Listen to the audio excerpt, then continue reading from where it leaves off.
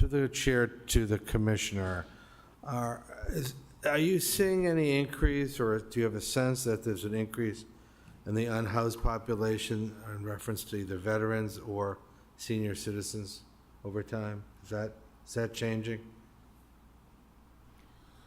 Anecdotally, the increase in seniors has been noticed by outreach workers.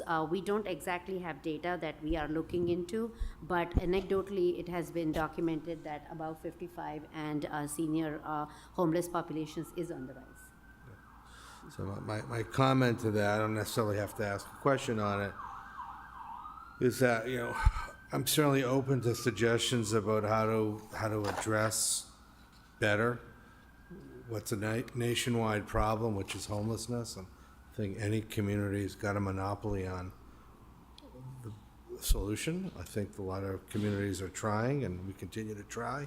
I'm certainly open-minded about it. But one thing that I brought up before, and a colleague or two has brought up, is that I have a challenge with the budgeting of assisting our unhoused population when our communities surrounding us don't do their share. And I know there's a fundamental disagreement with some of my colleagues on this council about that. They're gonna say, well, every person who lives in Worcester should be cared for, and I agree.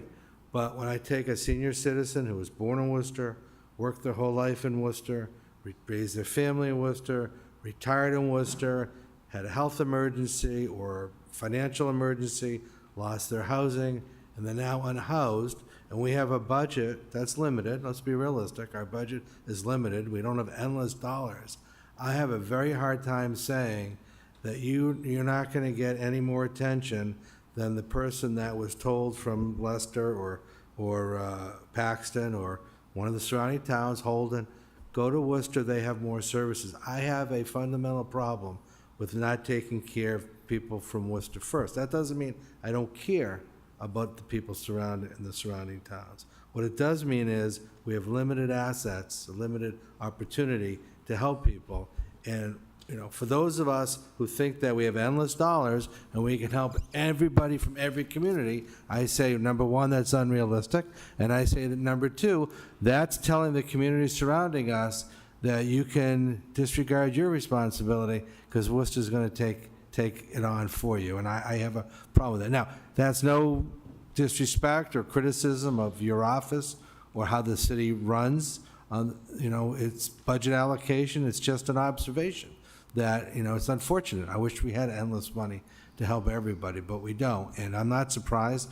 And I also would not be surprised if the veteran population is also increasingly unhoused for a variety of reasons. And I would also just add this, that the population of Worcester continues to rise, and with the population continuing to rise, not everybody that comes here is going to be in a position to be housed, and we have to be aware of those challenges. So the strain on the budget today may be a lot more in the future when the population increases. One more subject I just wanted to touch upon, and then I'll hand it over to whoever else my colleagues want to ask questions.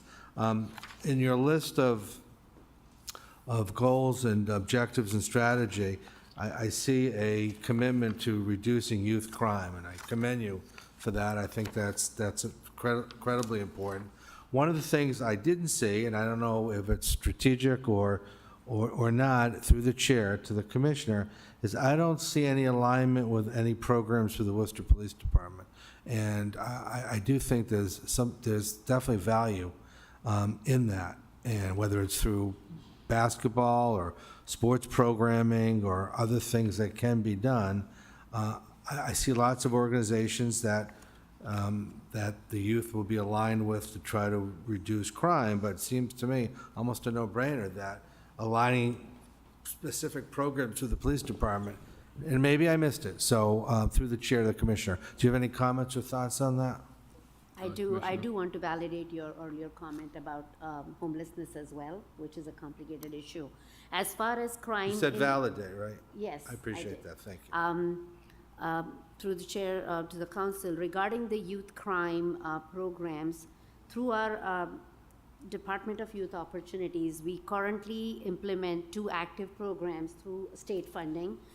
One is under the title of Shannon Funding, in honor of late Could you speak right into the microphone a little bit better? Yes, so one is the Shannon program and the other is SSY, where effort is made to work with community partners with the specific focus of reducing youth crime and youth violence. So those are two initiatives, and we just have put out an request for proposals or a letter of intent from community agencies to work on those. We partner with Worcester Police to work on CIT, which also caters to youth who are in need.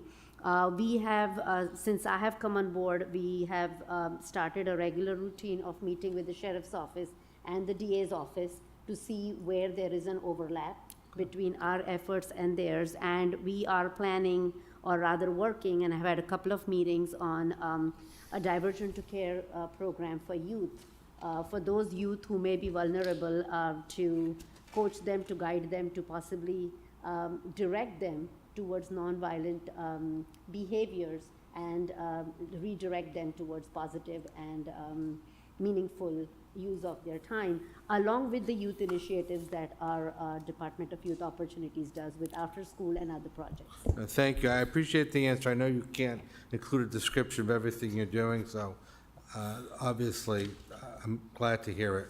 And continue the good work, and look forward to getting to know you better. And of course, Mr. Arriaga and I know each other quite well, so good to see you too, Alex. Thank you, Mr. Chairman. I am going home at midnight tonight, no matter what. So, You Councilor are, you Ojeda, are. I am. Councilor Ojeda is here next, followed by Councilor Toomey, followed by Councilor Mitra.